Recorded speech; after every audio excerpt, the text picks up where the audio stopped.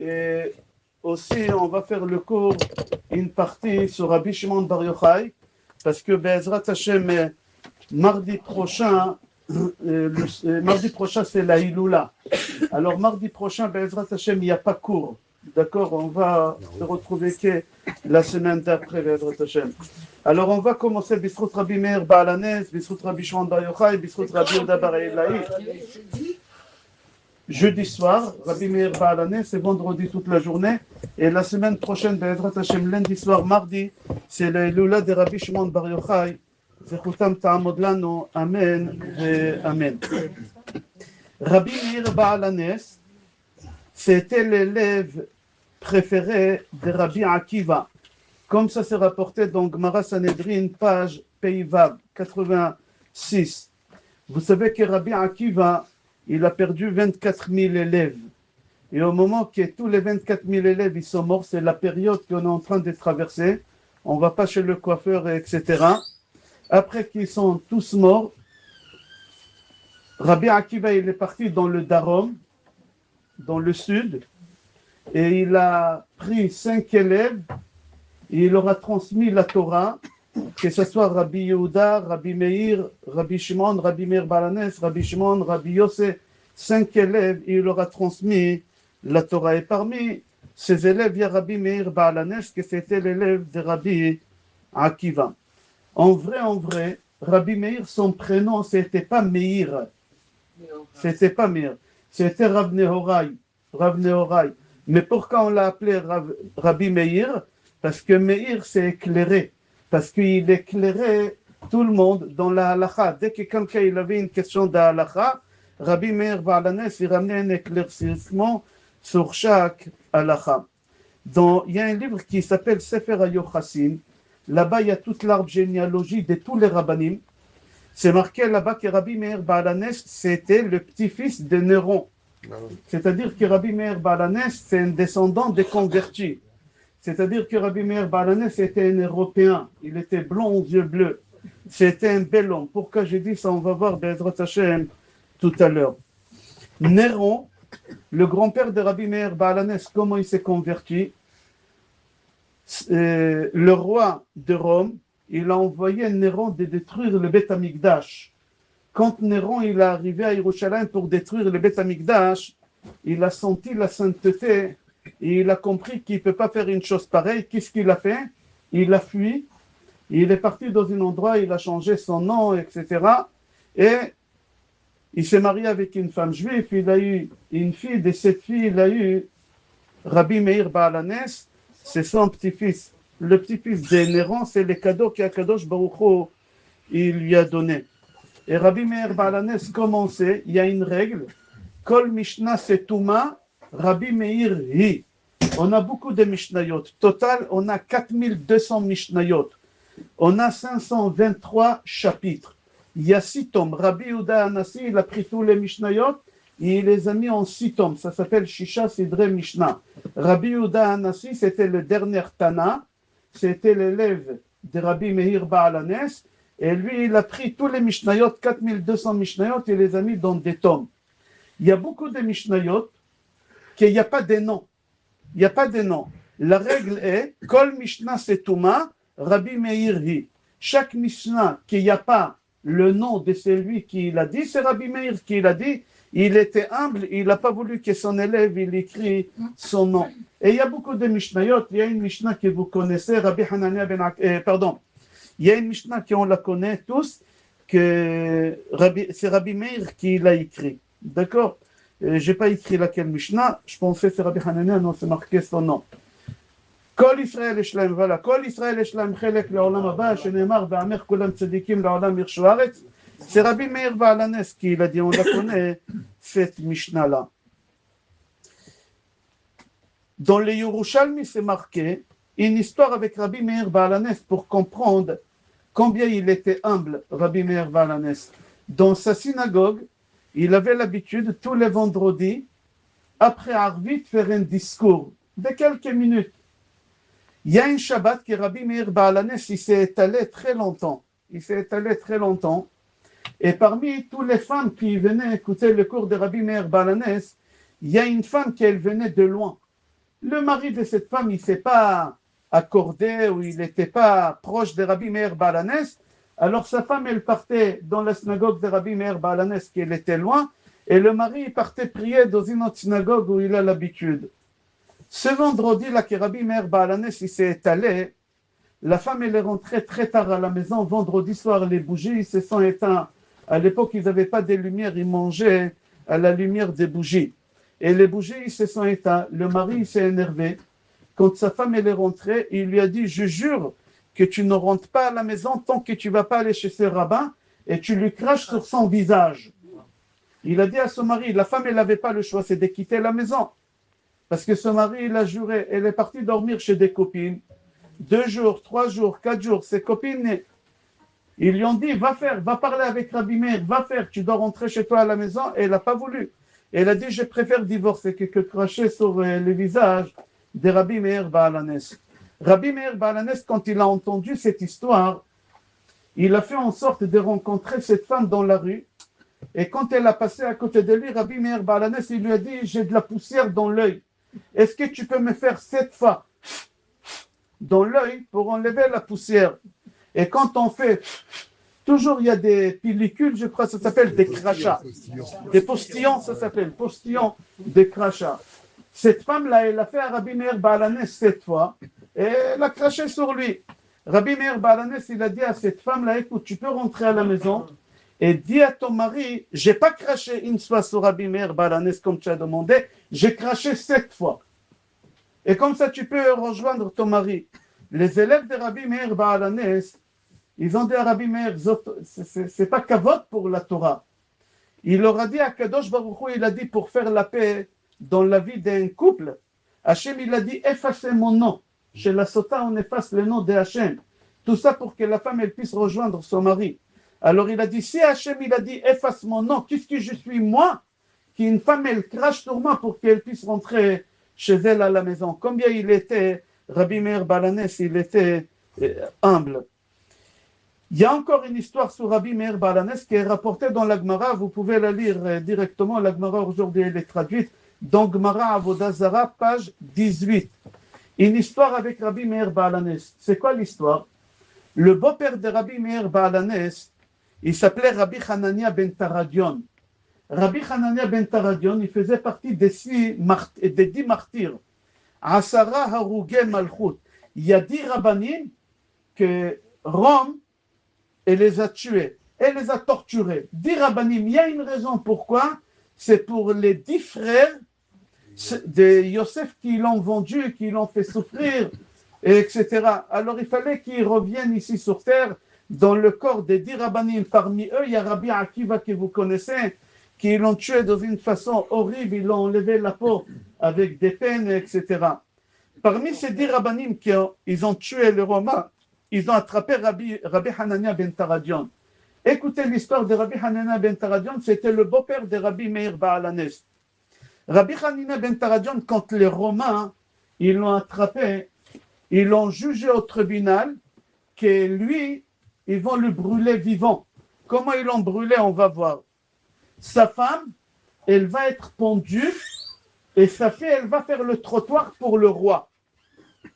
Tous les prostituées là-bas, ils appartenaient au roi. En français, ça s'appelle Macron. Non, Macron. C'est presque ça. Presque. Comment ça s'appelle? Macron. Macron. Il y a Macron. Ok. Alors le roi, ça vous a réveillé. Alors j'ai pas fait exprès. Alors le roi, il a dit voilà que la fille de Rabbi Hanania ben Taradion, elle va faire le trottoir, sa femme elle va être pendue, et Rabbi Hanania ben Taradion, il va être pendu, et il va être brûlé vif. Rabbi Hanania ben Taradion, il était âgé, 96 ans. Comment ils l'ont brûlé? Regardez la méchanceté. Ils ont pris des glaçons, ils les ont mis dans des cotons, et ils l'ont attaché dans le cœur. Et ils ont pris un Sefer Torah, et ils ont roulé le Sefer Torah autour de son corps, et ils ont allumé le feu. Et à côté, il y a un bourreau, de temps en temps, il rajoute de l'huile sur le feu. Il rajoute de l'huile. Et Rabbi Hanania ben Taradion, il n'est pas mort tout de suite. Pourquoi? Parce que normalement, quelqu'un de cet âge, avec la chaleur, le cœur il doit lâcher. Mais eux, pour qu'ils ne meurent pas tout de suite, ils ont mis des glaçons. Et Rabbi Hanina ben Taradion, il brûlait comme ça. Sa femme, elle était en face, sa fille et ses élèves. Les élèves, ils lui ont dit, Rabbi, ouvre ta bouche, comme ça la chaleur, elle va rentrer par la bouche. Et comme ça, tu vas mourir et tu ne vas pas souffrir. Il leur a dit, on n'a pas le droit d'avancer la mort. Quand quelqu'un il est en train de mourir, on n'a pas le droit de débrancher. Alors, je n'ai pas le droit d'ouvrir, sinon je vais mourir. La fille, elle s'est levée. Sa fille qui était là-bas, il a dit, papa, papa, qu'est-ce que j'ai fait que je te vois comme ça souffrir? Quel péché j'ai fait de te voir comme ça? Rabbi Hanania ben Taradion, il lui a dit, ma fille, c'est lui qui va demander la vengeance au Sefer Torah, qui est en train de brûler. Il va demander la vengeance à moi, parce qu'on brûle en même temps. Ses élèves, ils lui ont dit, Rabbi, qu'est-ce que tu es en train de voir? Quelqu'un, avant de mourir, il voit des choses que personne ne voit. C'est le soir dans la paracha de cette semaine. Quelqu'un, avant de mourir, il voit des choses. Alors les élèves, ils ont dit à leur Rabbi, qu'est-ce que tu es en train de voir?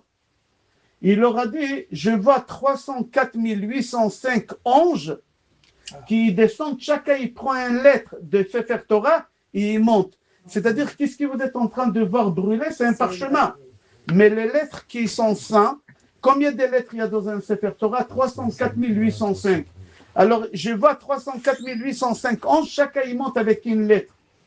Le bourreau qui était à côté, le goy, qui a tué beaucoup de rabbanim, il était impressionné comment un vieux rabbin comme ça, il est d'accord de souffrir et n'est pas avancé la mort. Le goy, il a dit à Rabbi Hanina ben Taradion, Rabbi, si je rajoute de l'huile sur le feu, j'enlève les glaçons, c'est moi que je te tue, pas toi, moi je te tue vite pour que tu ne souffres pas. Est-ce que tu me ramènes avec toi au paradis? Un goy, il croit au paradis, il est en train de tuer des rabbanim, il croit. Rabbi Hanina ben Taradion, il lui a dit, hey, oui.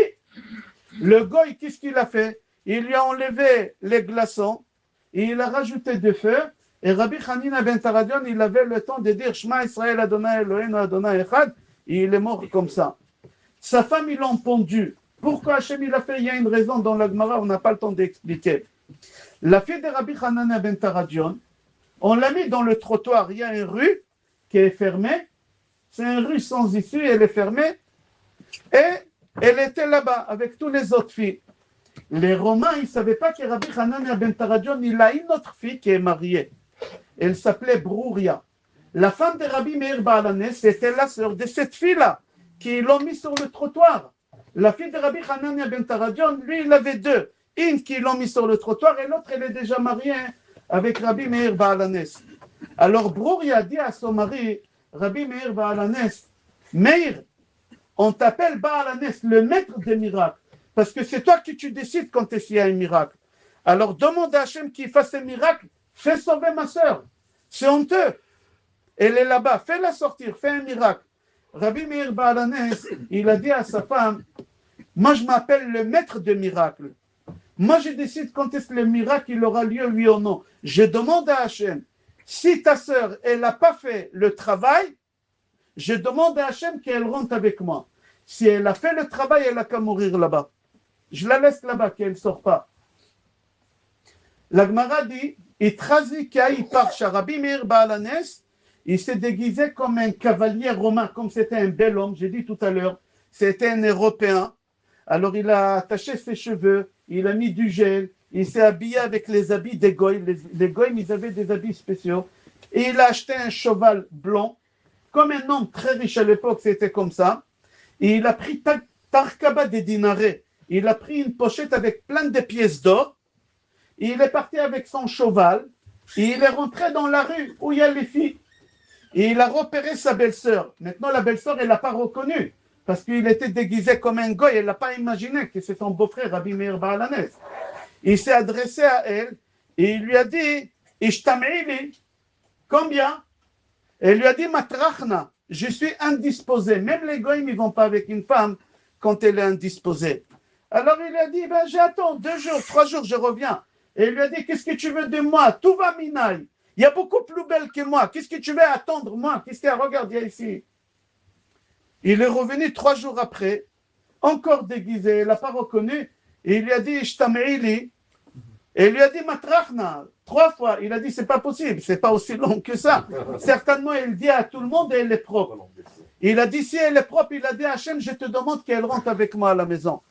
Qu'est-ce qu'il a fait? Il a pris la bourse des pièces d'or qu'il avait. Il est parti voir le gardien à la porte là-bas, c'est une rue sans issue. Il a dit au gardien, regarde, je te donne ici, il y a 1000 pièces en or, c'est beaucoup, beaucoup d'argent. Je te les donne, cette fille, elle me plaît dans la main.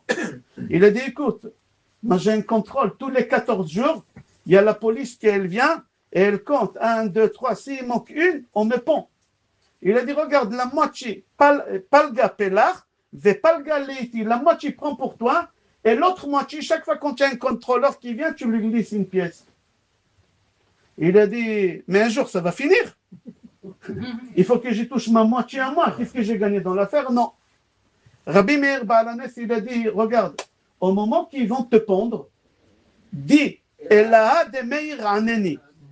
C'est quoi Elaha de Meir? Le Dieu qui éclaire le monde.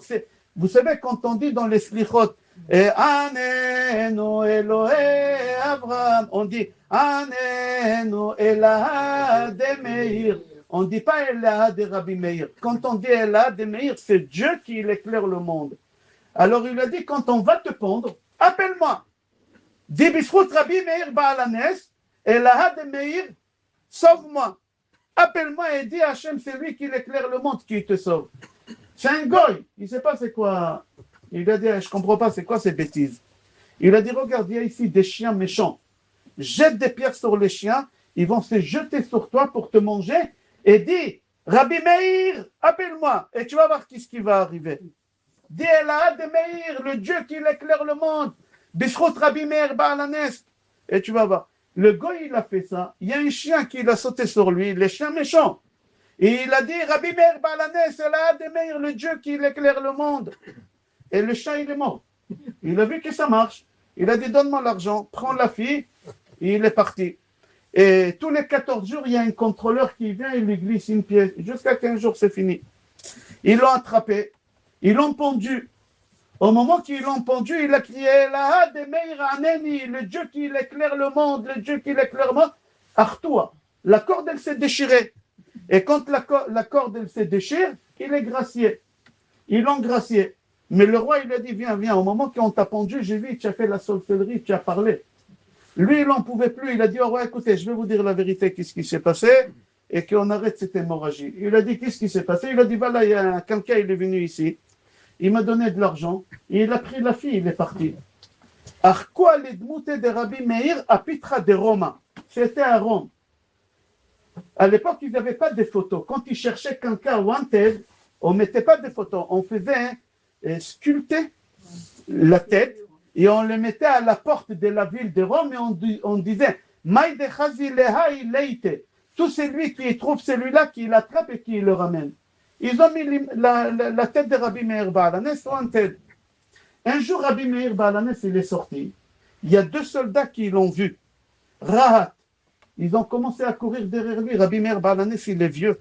Rabbi Meir Baal Hanes, il a commencé à courir, mais ils vont le rattraper. Il y a 2, laisse-la, asseyez-vous. Il y a deux, Kadosh Baruch Hu, il a sauvé cette femme, et Rabbi Meir Baal Hanes, qu'est-ce qu'il a fait? Il lui a envoyé Eliyahu Hanavi déguisé en femme nue. Eliyahu Hanavi déguisé en femme nue. Et quand Rabbi Meir est court, Eliyahu Hanavi, il ouvre les bras. Et Rabbi Meir Baal Hanes, il lui tombe dans les bras. Et c'était Eliyahu Hanavi. Rabbi Meir Baal Hanes, il voit Eliyahu Hanavi, mais les Romains, ils voient quoi? Une prostituée. Ils ont dit, si c'est Rabbi Meir, là, il ne va pas faire une chose pareille. Il préfère mourir que toucher une femme. Ce n'est pas lui. Ils l'ont laissé. Il y a une autre avis dans la Gemara, non, il s'est passé autre chose. Comment il a eu la vie sauve? À l'époque, les restaurants, quand ils faisaient à manger, pour refroidir les marmites, ils les mettaient dans la rue. Ils n'avaient pas les services vétérinaires d'aujourd'hui, etc., toutes ces choses-là. Ils mettaient dans la rue la marmite. Et il y a un restaurant spécialisé des cochons, comme ça se marquait dans la Gemara. Un restaurant spécialisé dans le cochon, ils ont mis à l'extérieur une soupe de cochon. Rabbi Meir, il s'est arrêté, tamash beha ou mash beha. Il trompait ce doigt-là, mais il soussait l'autre doigt. Eux, de loin, ils n'ont pas vu ça. Eux, ils croyaient qu'il fait comme ça. Mais la Gemara, elle dit, t'as mashbea ou mashbea? Il faisait comme ça, mais il faisait rentrer l'autre doigt. Ils ont dit, Rabbi Meir, la avadachi. Si c'est Rabbi Meir, c'est pas possible, il va pas manger un soupe de cochon il va mourir plutôt. Ils l'ont laissé. Arak ve'ala le'eretz Israël. Il a quitté Babel quand il a vu que Rome, quand il a vu qu'il est en danger. Il est parti habiter en Eretz Israël, il a habité à Tveria. Il est mort là-bas. Il a demandé à ses élèves de l'enterrer debout. On n'a pas le droit d'enterrer quelqu'un sur le ventre et on n'a pas le droit d'enterrer quelqu'un debout. Ça s'appelle Kvurat Chamor. C'est assourd. Mais lui, il a demandé d'être enterré debout. Pourquoi?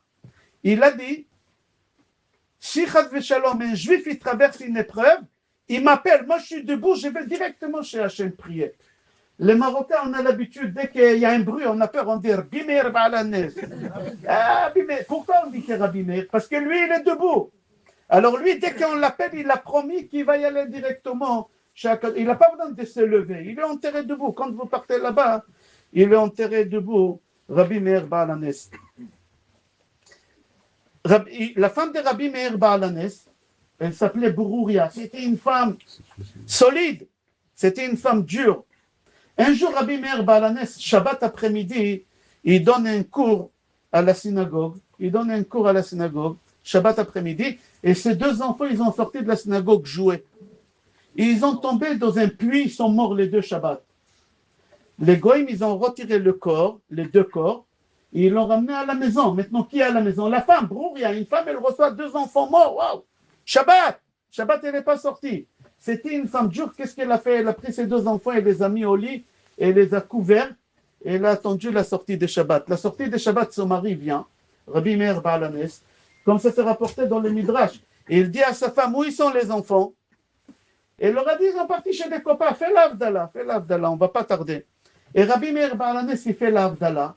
Quand il a fini l'Avdallah, que Shabbat c'est fini, maintenant on a le droit de pleurer. Sa femme, il lui dit, dis-moi, ma soeur, elle m'a confié 1000 euros. Elle me le demande, je lui rends pas. Vous avez entendu la question? Ma soeur, elle m'a confié 1000 euros, maintenant elle le veut. Je rends pas. Il a dit, bien sûr, tu rends, c'est du vol.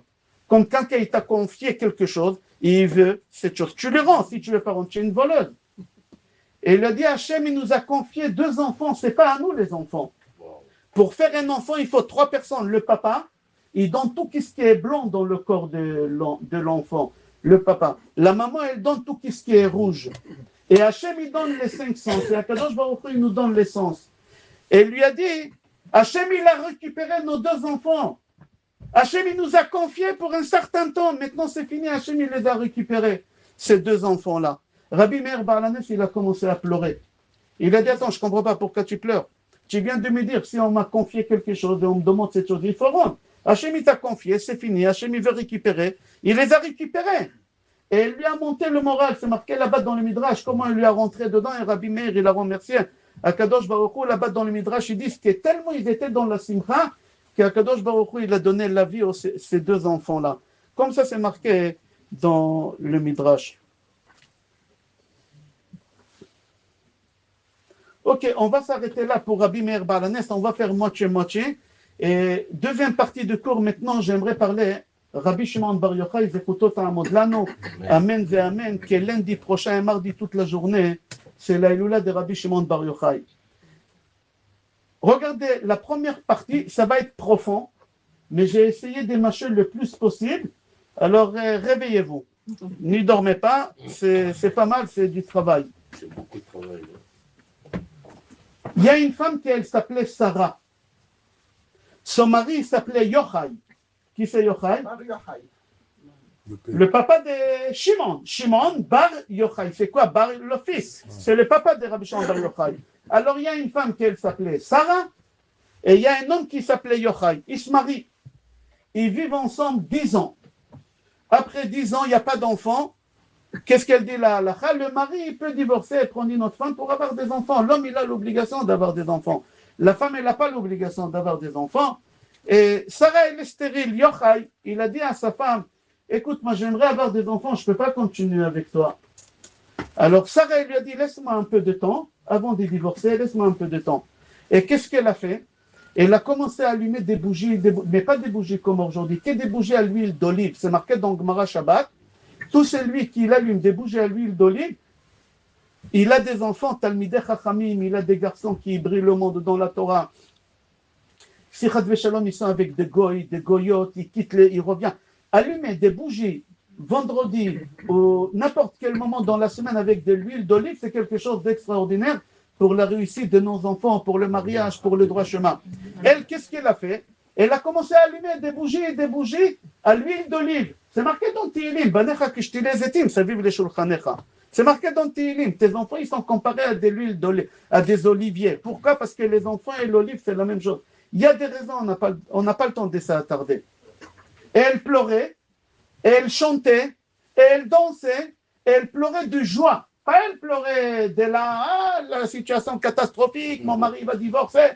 Non, de joie. Aïn bemar bocha velef sameach. Elle pleurait, mais avec le cœur joyeux. Rosh Hashanah arrive. Vous savez, il y a une règle. Tous les rêves qui en rêvent Rosh Hashanah, le soir de Rosh Hashanah, ils sont vrais. Ils se réalisent. Tous les rêves, ils se réalisent. Rosh Hashanah arrive. Yochai et sa femme, ils montent au lit.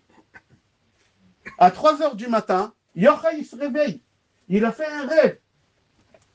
Et lui, il a compris l'interprétation. C'était quelqu'un de sage. Il a réveillé sa femme. Qui réveille sa femme? Mais c'était tellement important qu'il a réveillé sa femme à 3h du matin. Et il a dit à sa femme, j'ai fait un rêve. Les rêves de Rosh Hashanah, c'est des vrais rêves. Et il lui a dit, qu'est-ce que tu as rêvé? Alors écoutez, qu'est-ce que Yochai, il a rêvé? Il a dit à sa femme, je suis rentré dans une forêt. Il y a plein des arbres. J'étais entouré des arbres. Il y a des arbres avec des beaux fruits. Et il y a des arbres secs, sans fruits. Et moi, je me voyais dans les rêves, j'étais penché, on dit penché sur un arbre. J'étais penché sur un arbre, je regardais l'arbre, l'arbre, il était sec. Il était sec. Soudain, il y a un ange qui vient avec un gros jerrycan, et il arrose des arbres, quelques arbres qui sont secs, et il y a des fruits qui ont sorti.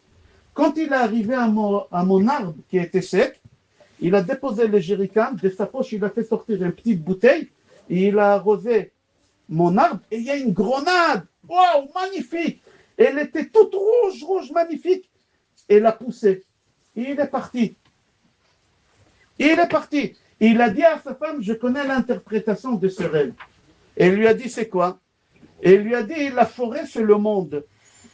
Les arbres avec des fruits, c'est des femmes qui ont des enfants. Les arbres qui sont secs, c'est une femme qui ne peut pas ramener des enfants.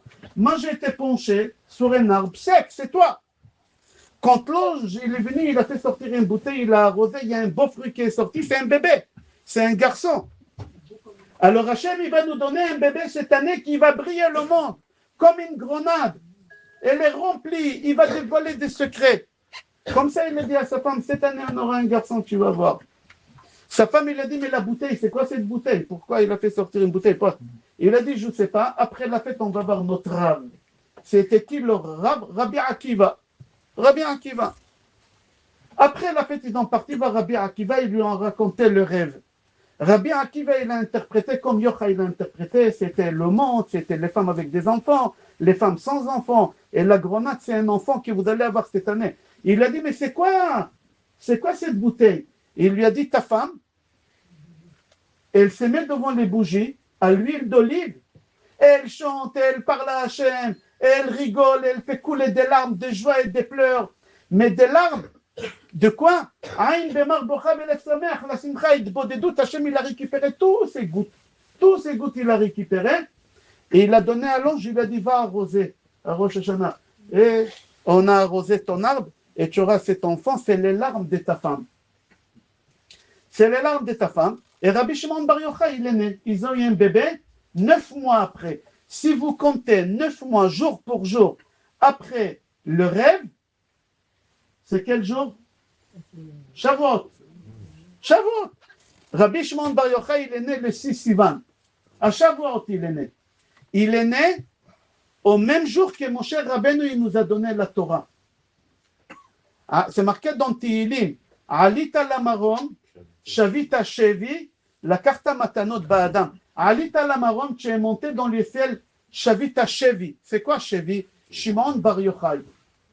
C'est-à-dire que Moshe Rabbeinu et Rabbi Shimon Bar Yochai, c'est la même personne. Comment c'est la même personne? On va commencer, Be'ezrat Hashem, rentrer dans la Kabbale.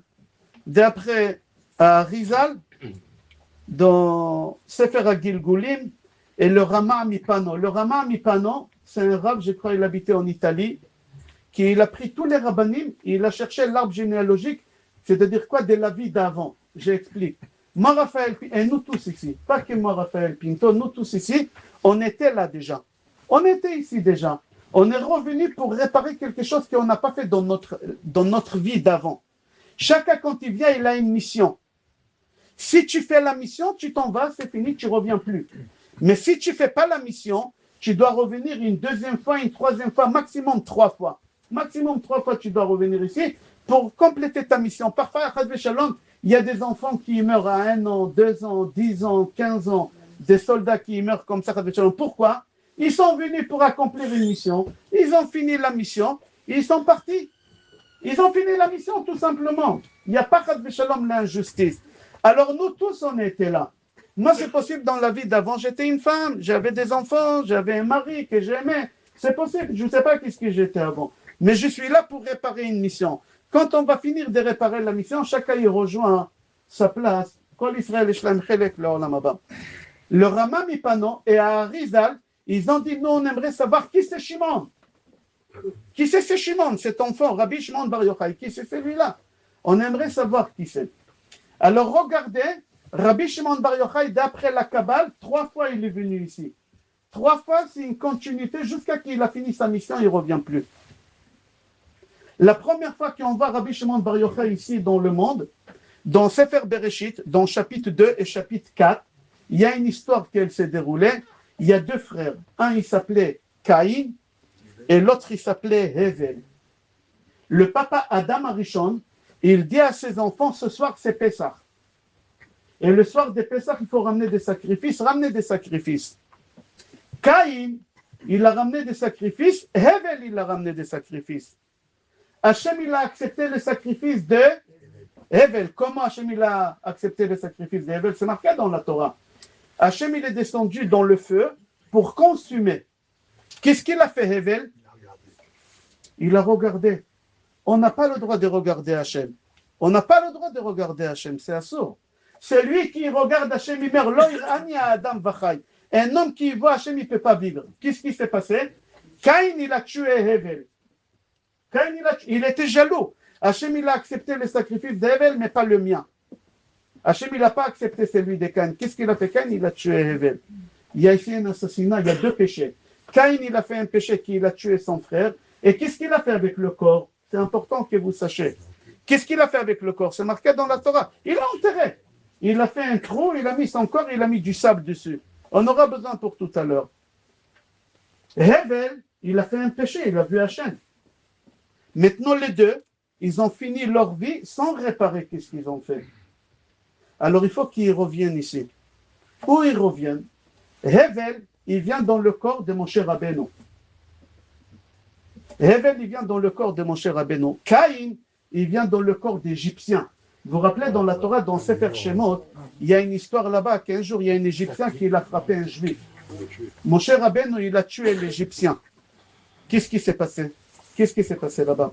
Si vous regardez dans les termes, comment c'est marqué là-bas quand il l'a tué, il lui a dit, mon frère. Comment Moshe, il peut dire à un goy, à un Égyptien, mon frère? Moshe Rabbeinu, il voulait dire à l'Égyptien, toi, dans la vie d'avant, tu étais mon frère. Tu étais Caïn, tu m'as tué. Maintenant, moi, je vais te tuer et je vais t'enterrer comme tu m'as enterré. C'est marqué dans Sefer Bereshit que Moshe Rabbeinu, il a tué l'Égyptien avec le nom Také.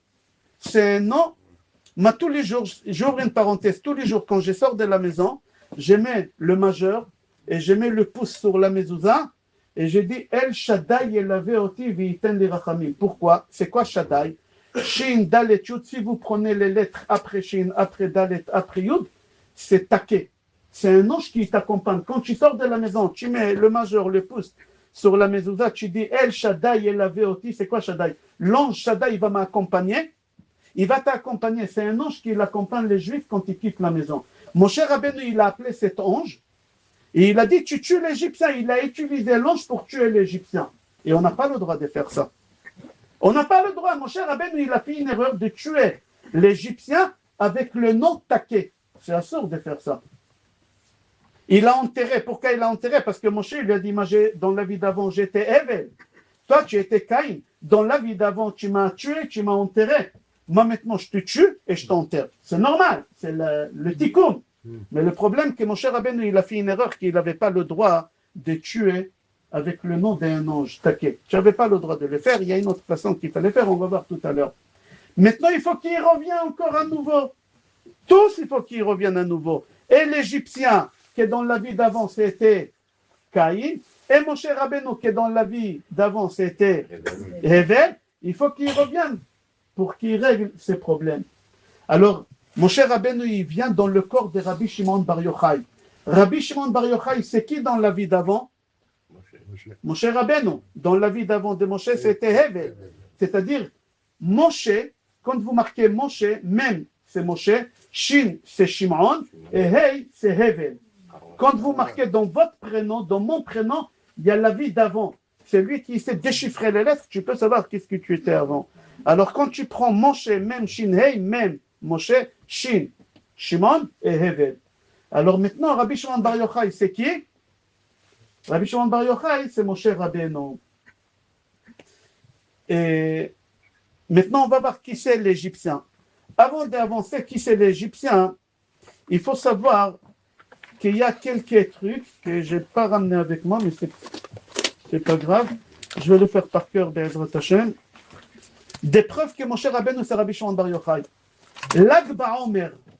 Lag BaOmer, c'est quel jour? 33. Quel jour? 33 Non, quel jour? Le nom? Dimanche, lundi, mardi, cette année, c'est quel jour? J'ai dit mardi. Mardi. La Iloula de Rabbi Shimon Bar Yochai. Et Rabbi Shimon Bar Yochai, dans la vie d'avant, c'était qui? Moshe. Moshe Rabbeinu, il est mort quelle date? Le 7 Adar. Toujours 7 Adar, il va tomber le même jour que la Iloula. Mardi. J'ai vérifié tout à l'heure, ne vous inquiétez pas. Vous allez voir le 29 septembre, je crois le 29, non, c'est pas possible septembre. Non, le 29 septembre, c'est tout à l'heure, on va voir. Et vous allez voir, le 7 Adar dans le calendrier, c'est mardi. Mardi. Toujours le jour de la mort de Moshe Rabbeinu, c'est le jour de la mort de Rabbi Shimon Bar Yochai, Lag BaOmer et 7 Adar. Alors maintenant, on aimerait aller pèleriner Moshe Rabbeinu. Où on va pèleriner Moshe Rabbeinu? Moshe Rabbeinu, il a une tombe? Non. Alors où on va pèleriner Moshe Rabbeinu? Chez Rabbi Shimon Bar Yochai. Le 7 Adar, la tombe, elle est remplie là-bas. Pourquoi? Parce que Moshe Rabbeinu, c'est Rabbi Shimon Bar Yochai. Et il est mort, Moshe Rabbeinu, la même date que Rabbi Shimon Bar Yochai, il est mort. Mis à part ça, il y a encore une preuve que Moshe Rabbeinu, c'est Rabbi Shimon Bar Yochai. Quel jour on a dit c'est la Iloula? Mardi. À Sukkot, combien de jours il y a à Sukkot? 7. Tous les soirs, il y a un invité. Le premier soir, c'est le deuxième soir, Yitzhak. Le troisième soir, la quatrième, Moshe. Abraham, Yitzhak, Yaakov, Moshe, Aaron, Yosef et David. Le quatrième soir, c'est qui? Moshe. Tous les ans, le quatrième soir de Sukkot, c'est mardi. Comme cette année, mardi. Ouvrez le calendrier, vous allez voir. J'ai vérifié tout à l'heure, je n'ai pas ramené les papiers. Je crois que ça tombe le 29 septembre. Ça va être un mardi. C'est le quatrième jour. Pourquoi le quatrième jour? Parce que le quatrième jour, l'invité, c'est qui? C'est Moshe Rabbeinu. Et Moshe Rabbeinu, c'est Rabbi Shimon Bar Yochai. Alors tout ça, Lamed Gimel, etc. Ok, Rabotai, venez, on va rentrer un peu plus profond dans la Kabbale. Écoutez une histoire.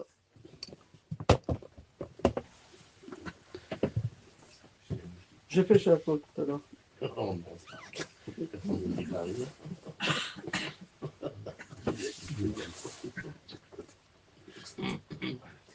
Il y a une histoire dans Gemara Shabbat, quelle page? Allez, on va voir. Lamed Gimel. Bravo. C'est vrai? Gemara Shabbat, page 33, Lamed Gimel. 33. Comme ça, vous vous rappelez, ouvrez Gemara Shabbat, elle est traduite en français. Vous allez voir une histoire. Vous allez voir qui c'est Rabbi Shimon Bar Yochai et qui c'est l'Égyptien. Et vous allez voir des secrets, qu'est-ce qui s'est passé là. Alors, c'est facile de se rappeler. 33e jour de Homer, 33e page de Gemara Shabbat. Là-bas, la Gemara nous raconte une histoire. Il y a 3 rabbins qui parlent. Rabbi Yehuda, Rabbi Yossé et Rabbi Shimon Bar Yochai. Tous les trois, ils sont comme ça. Et à côté, il y a quelqu'un qui est assis, qui l'écoute. Il n'a pas à écouter, mais qui l'écoute. Il a des radars, le bonhomme. Il a des radars comme ça. Qui c'est qui parle parmi les trois? Rabbi Yehuda. Rabbi Yehuda, il dit à Rabbi Yossé et à Rabbi Shimon Bar Yochai, regardez les Romains, qu'est-ce qu'ils ont fait? Ils ont fait des trottoirs, ils ont fait des routes, ils ont fait des ponts, ils ont fait des bains publics, ils ont développé Israël. Ils ont fait des autoroutes, ils ont fait des trottoirs. Il a bien parlé des Romains, Rabbi Yehuda. Rabbi Yossé, il s'est tué. Il n'a pas parlé du bien ou du mal. Rabbi Shimon Bar Yochai à côté, il a commencé à bombarder les Romains. Il a dit oui, tout ce qu'ils ont fait, c'est pour leur bien-être. S'ils ont fait des bains publics, c'est pour se faire masser eux. Nous, on ne profite pas des bains publics. C'est eux qui vont au hammam. Nous, on n'a pas le droit de rentrer au hammam. Comme ça, il a cassé. Il a dit s'ils ont fait des trottoirs, c'est pour mettre les prostituées là-bas, pour toucher de l'argent. Et s'ils ont fait des ponts, c'est pour toucher des péages. Les péages, ça existe. Ce n'est pas les Français qui ont inventé les péages. Les kvichesh, ça existe déjà depuis la Gemara. Ils ont fait des ponts. Tout celui qui veut raccourcir, il fallait qu'il paye. Il a dit tout ce qu'ils ont fait, ils ont fait pour eux. C'est-à-dire que Rabbi Shimon Bar Yochai, il a parlé mal des Romains. Rabbi Yehuda, il a parlé bien et Rabbi Yossé, il s'est tué. Le bonhomme à côté, il y a un bonhomme à côté, c'était un converti. Il s'appelait Yehuda Ben Gerim. Il a écouté. Lui, naïvement, sans avoir arrière-pensée, il raconte à sa femme à table. Et il y a les enfants. Et il dit à sa femme à table, tu sais, j'ai entendu Rabbi Yehuda, il a dit ta, Rabbi Shimon, il a bombardé. Il raconte. Les élèves, tout ce qu'ils entendent à la maison, ils répètent. Quand vous voyez à la synagogue un enfant qui prend une bouteille d'eau et il boit, sa mère, elle fait la même chose. Les enfants, ils copient, le papa, il boit de la bouteille. Ne fais pas ton cinéma ici, tu prends un verre et tu fais le... Les enfants copient tout ce qu'il y a à la maison. Ils répètent tout ce qu'il y a à la maison. C'est comme ça. Les enfants, ils répètent tout ce qu'il y a à la maison. Les enfants, ils sont partis, ils ont répété à l'école. Oui, mon père, il a entendu, Rabbi Yehuda, il a bien parlé. La maîtresse, elle a entendu. Et c'était une école goy. Et la maîtresse, c'était la femme d'un général de l'armée. Et ça arrivait au roi. Le roi, tout de suite, il a jugé. Il a dit, Rabbi Yehuda, qui il a bien parlé, il va monter des grades. Rabbi Yossé, qui s'est tué, je le renvoie en exil dans une ville qui s'appelle Tzipori. Jusqu'à aujourd'hui, la ville est à côté de la tombe de Rabbi Shimon Bar Yochai, à côté de Tveria, Tzipori. Et Rabbi Shimon Bar Yochai, qui il a mal parlé, on le tue. Rabbi Shimon Bar Yochai, quand il a entendu qu'on veut le tuer, il a fui. Il a pris son fils avec lui, qui avait 10 ans. Rabbi El-Hazar, il était jeune. Il a pris son fils, Rabbi El-Hazar, il l'a fui. Il est parti se cacher dans une grotte, à Loud. En Israël, il y a l'aéroport Loud, là-bas c'était des grottes. Il est parti se cacher dans une grotte à Loud. Comme ça, c'est marqué. Il y en a qui disent que c'était dans le sud. On ne va pas rentrer maintenant dans ça. Il est parti se cacher là-bas. Attends, mais je ne comprends pas. Ton fils, il a 10 ans. Il a besoin de sa mère. Qu'est-ce que tu ramènes dans une grotte?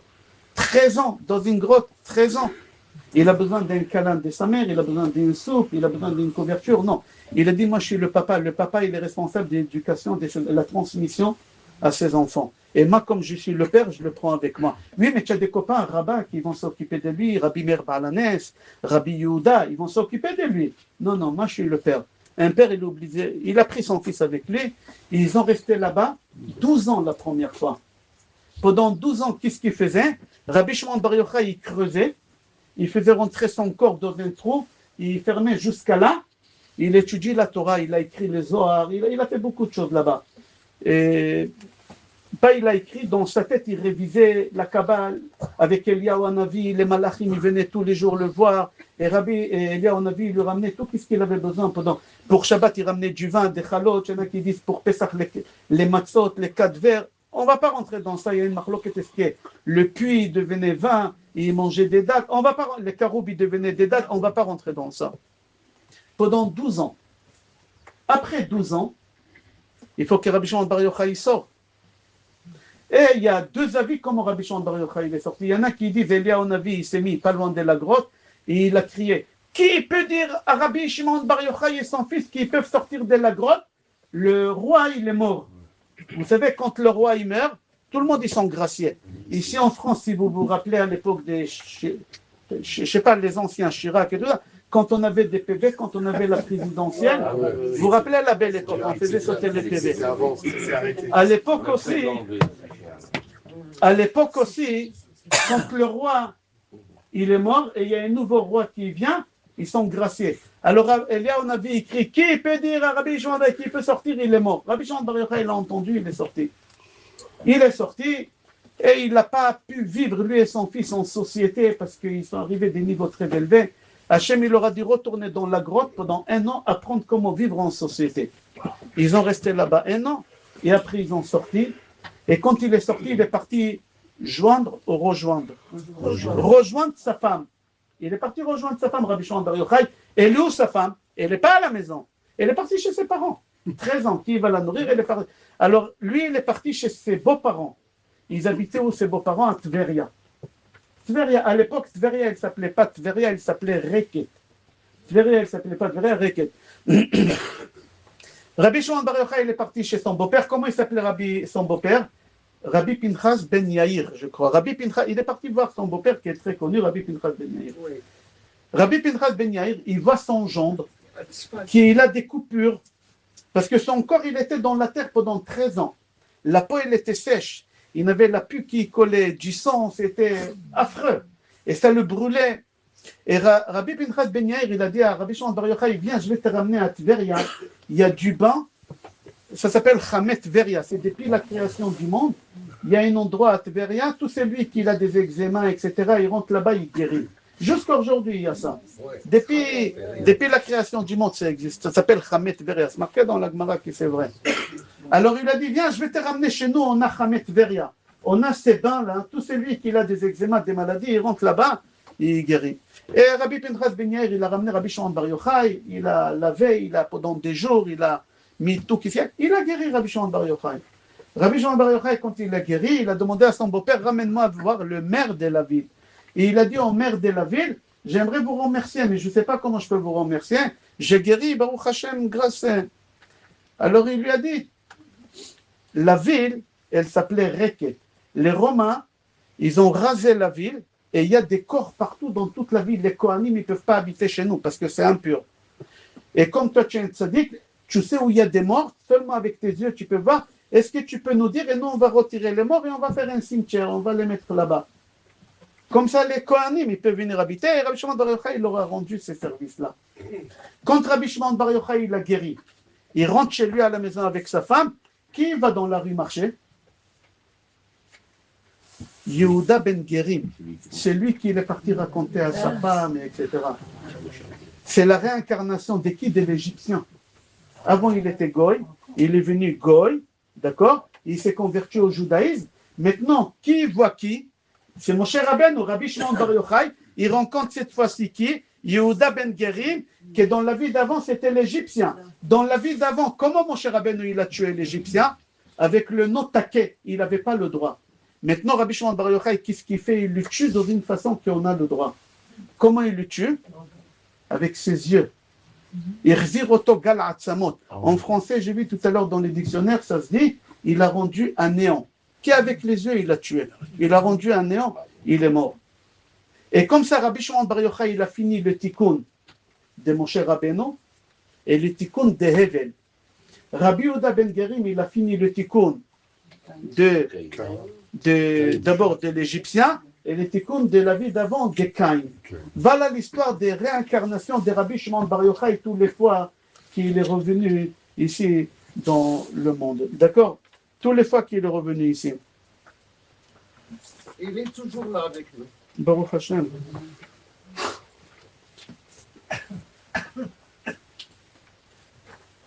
On n'a pas le droit d'être triste le jour de l'Akba Omer. Ici, il raconte une histoire à Rizal. Il dit le jour de l'Akba Omer, j'étais sur la tombe de Rabbi Shimon Bar Yochai avec un copain qui s'appelait Rabbi Avraham Alevi. On est parti, on a fait la Seouda. C'est bien de faire. La semaine prochaine, il n'y a pas un cours. Moi, je suis invité à une Seouda de Rabbi Shimon Bar Yochai. Alors, il n'y a pas cours. C'est mitzvah de faire Seouda. Et à Rizal, il était sur la tombe de Rabbi Shimon Bar Yochai avec Rabbi Avraham Alevi.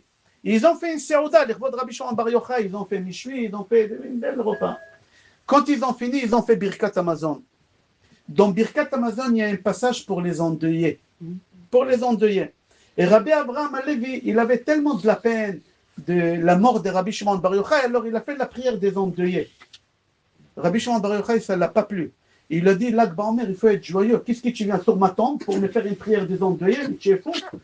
Rabbi Shimon Bar Yochai, il a dit, à Rizal, il va être dans le deuil dans quelques jours. Je ne lui pardonne pas. Il est venu chez moi. Et dans la semaine, il a perdu son fils l'aîné. D'ici, on apprend qu'on n'a pas le droit d'être triste à Lag Baomer. À Lag Baomer, on a l'habitude, c'est lui qui peut le faire, qui le fait. Moi, je me rappelle, quand j'étais petit, on le faisait. Aujourd'hui, il y a beaucoup de rabbinim qui font jouer avec un arc, une flèche. Alors, quand on était petit, on prenait une branche un peu humide, on prenait une branche et on la pliait, on mettait ici une corde et on prenait encore un morceau et on jouait à Lag Baomer. C'était comme ça dans les écoles en Israël jusqu'à aujourd'hui. C'est une mitzvah de le faire. Même aujourd'hui, c'est lui qui peut le faire. Vous pouvez acheter en plastique chez les goïs. Vous mettez un peu, ça colle sur les deux. Pourquoi? Quel rapport Lag Baomer avec flèche? L'arc et le flèche, ça s'appelle. Pourquoi? Parce qu'il faut savoir, quand Hachem il a détruit le monde à l'époque de Noach, Hachem il a dit à Noach, je ne vais plus détruire le monde. Mais quand je serai en colère, je mettrai dans le ciel un arc. Et vous allez comprendre que je ne suis pas content. Il faut savoir que dans la période de la vie de Rabbi Shimon Bar Yochai, jamais on avait l'arc dans le ciel. Pourquoi? Parce que Rabbi Shimon Bar Yochai, il a su comment toujours apaiser la colère de Hachem. Il a su comment apaiser la colère de Hachem. C'est pour ça. Alors en remerciant Rabbi Shimon Bar Yochai, qu'il a su comment apaiser la colère de Hachem, et c'est pour ça Hachem, il n'avait pas besoin de mettre un arc dans le ciel, alors on joue avec l'arc. À l'époque de Rabbi Yoshua ben Levi aussi, on n'avait pas l'arc. Il y avait encore un rav qui était tzaddik dans sa période qu'il a vécu. Lui aussi, il a su comment apaiser la colère d'Akadosh Baruch Hu. Il y a une chanson qu'on la chante. Nous, les Marocains, on a l'habitude, je ne sais pas, chez moi, nous, on la chante tous les vendredis soirs. Bar Yochai, Nimshach Tashrecha, Shemen Sason, Necha Verecha. Moi, quand mes enfants ils étaient petits, je leur chantais. Jusqu'à aujourd'hui, ils chantent et ça leur met des larmes dans les yeux parce que les enfants, ils mémorisent toutes ces choses-là. Ils se rappellent de la belle époque. Qui a écrit cette chanson-là? C'est un rav qui s'appelait Rabbi Shimon Lavi. Rabbi Shimon Lavi, c'était un Marocain qui habitait à Fès. Il a décidé de faire, toujours les Marocains, il a décidé de partir habiter en Eretz Israël. Et à l'époque, on ne prenait pas des avions, etc.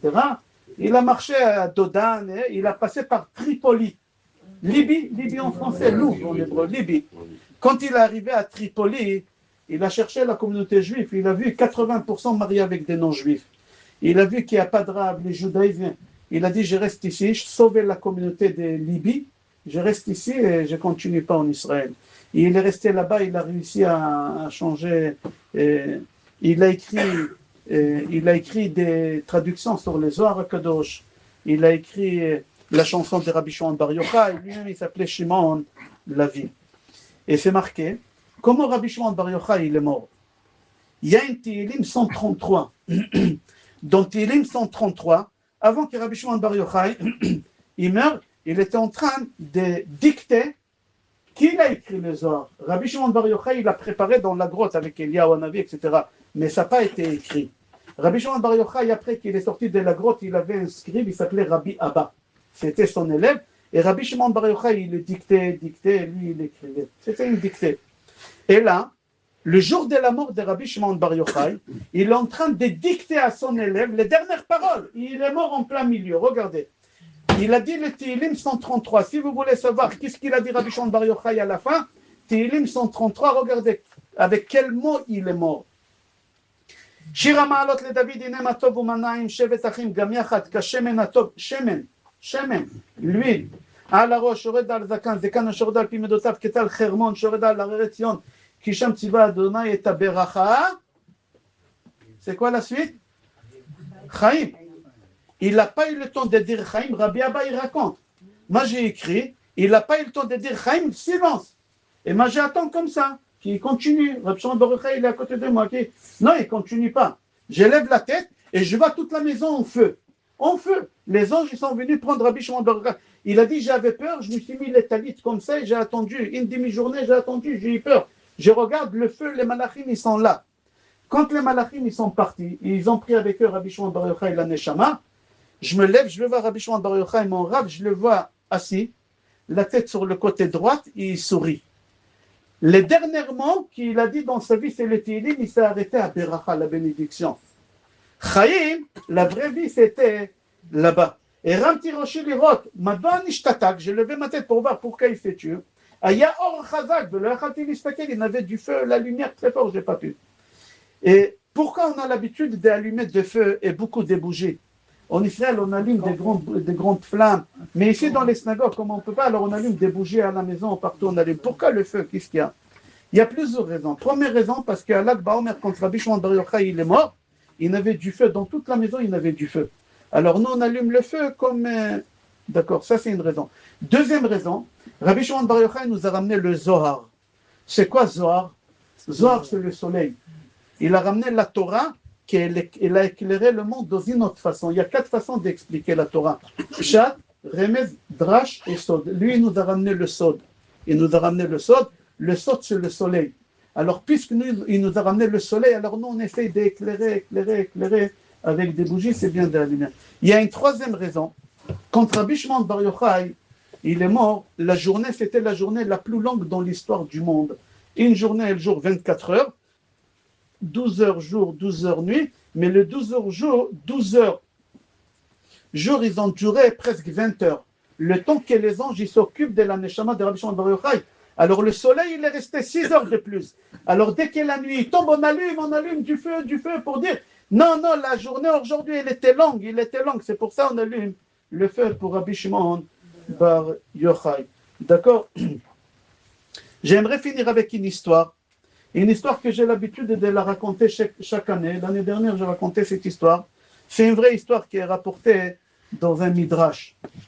Rabbi Shimon Bar Yochai, il avait un élève, que cet élève-là, il s'est marié.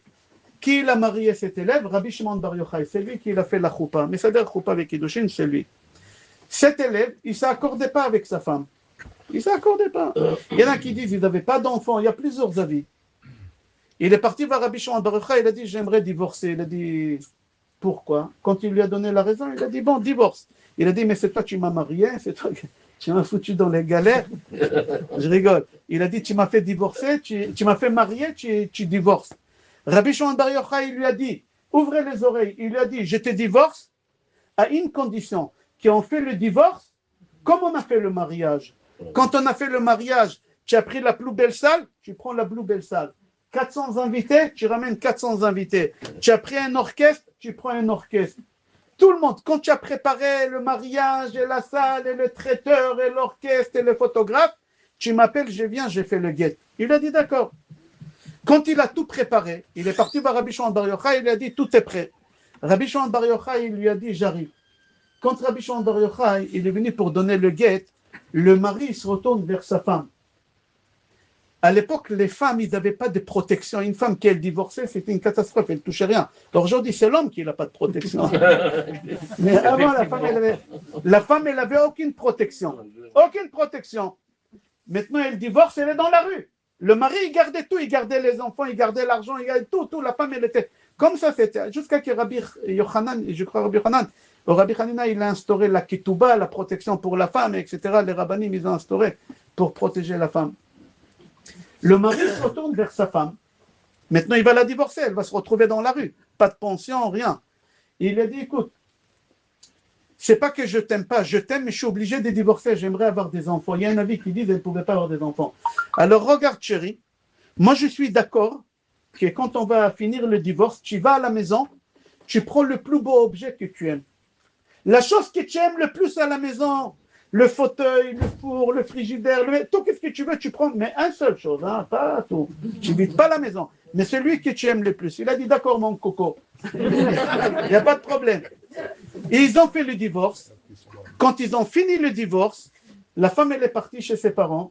Et le mari, il est resté là-bas pour faire la fiesta avec ses copains. Ils ont fait chivas avec des Perrier. Le gaz, ça a monté. L'alcool, le bonhomme, il était éclaté de l'alcool. Il était étalé par terre. À 2 heures du matin, sa femme, elle vient. Elle vient avec deux baraquets comme ça, costauds. Et elle savait que son mari avait été. Il a dit, vous voyez ce bonhomme, vous le levez, vous le ramenez chez mes parents à la maison. Chez mes parents. Ils sont venus, ils l'ont levé, ils l'ont ramené chez ses parents. Et lui, le lendemain matin, pas matin, après-midi, parce que la tête, elle était bourrée d'alcool, il s'est réveillé à 2 heures d'après-midi. Il ouvre les yeux, il voit ses beaux-parents devant lui. Où je suis? C'est quoi cette histoire-là? Il voit son ex maintenant, c'est pas sa femme. Il dit, mais où je suis? Qu'est-ce qui se passe? Et il lui dit, écoute chérie, tu m'as dit que je peux prendre le plus beau objet que j'aime le plus au monde à la maison. Pour moi, la plus belle chose au monde, c'est toi. La chose que j'aime le plus, c'est toi. Il a dit, oui, mais c'est beau. Mais on n'a pas le droit de dormir. Quand on a divorcé, on n'a pas le droit de dormir dans la même pièce. Et on a, même si on ne s'est pas touché, mais on a dormi dans la même maison, il faut refaire le guet. Il faut refaire le divorce.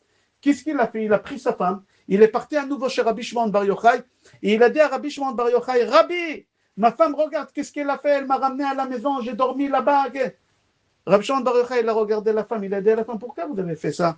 Et il a dit, mon mari, il m'a dit, prends la chose que tu aimes le plus au monde. Moi, j'ai la chose que j'aime le plus, c'est lui, je l'ai pris.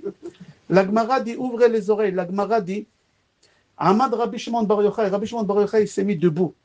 Et il a dit, si une femme, elle est capable de dire à son mari, la plus belle chose au monde que j'aime, c'est toi. Ou si un homme, il est capable de regarder sa femme et lui dire dans les yeux, la plus belle chose au monde que j'aime, c'est toi, c'est impossible qu'il y ait des divorces. Il aura dit, je ne vous divorce pas. Si ta femme, elle est capable de dire des paroles comme ça, il y a un enfant qui va arriver. Ils ont resté ensemble, ils ont un rave aussi grand que Rabbi Shimon Bar Yochai. Quand un homme, il est capable de regarder sa femme et de lui faire une déclaration, et une femme, elle est capable de faire une chose pareille, c'est pas possible qu'il y ait des problèmes de parnassa. Les problèmes de parnassa, ils viennent parce qu'on est incapable de se faire des compliments. La question que j'ai, j'aimerais, si quelqu'un a la réponse, qu'il me la donne. Si vous n'avez pas, je vous la donne. Mais c'est une réponse que j'ai aimée. Et le but de l'histoire, c'était ça.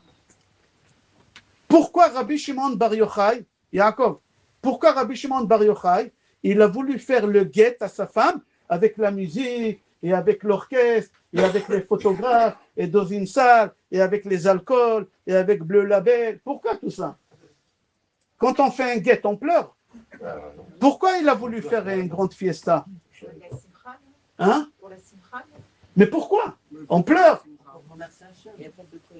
Remercier Hachem de quoi? Ils s'aimaient, ils n'ont pas d'enfants, les pauvres. Regardez la finesse de la réponse que j'ai adorée. Pour moi, c'est magnifique la réponse. Parfois, il y a des gens, quand ils traversent des échecs, ils voient ça comme une catastrophe. Rabbi Shimon Bar Yochai voulait dire à son élève, je veux que tu fasses le divorce quand tu as fait le mariage. Quand tu t'es marié, tu étais heureux. Hachem, il m'a donné la plus belle femme au monde. Tous on était heureux. La femme aussi, elle était heureuse. Quand tu divorces aussi, c'est la meilleure chose dans ta vie qui peut t'arriver. Il n'y a pas de malheur qui arrive. Même si les Gamzou le Tova, même s'il y a Chad V'Shalom, quelque chose que nous on croit que c'est un malheur, un divorce, c'est la meilleure chose qui peut arriver. Et c'est ça qu'est-ce que Rabbi Shimon Bar Yochai voulait nous transmettre. Il n'y a pas des échecs. L'échec, il n'existe pas. Il n'y a que des bonnes choses. Nous, avec notre œil, maintenant, on voit que c'est un échec, un divorce, ou peu importe chacun qu'est-ce qu'il traverse dans sa vie. Ça n'existe pas. Hachem, il nous donne que des cadeaux. Et c'est pour ça qu'il faut accepter avec simcha chaque chose. Le cours, il est dédié à la mémoire de Mimoun Ben Chana Nishmato Eden et de ton père. J'entends pas. Philippe Daniel Ben Nena. Nishmatam Eden, Amen ve Amen. ואהרון בן מזל טוב. אהרון בן מזל טוב, נשמתם עדן, אמן ואמן.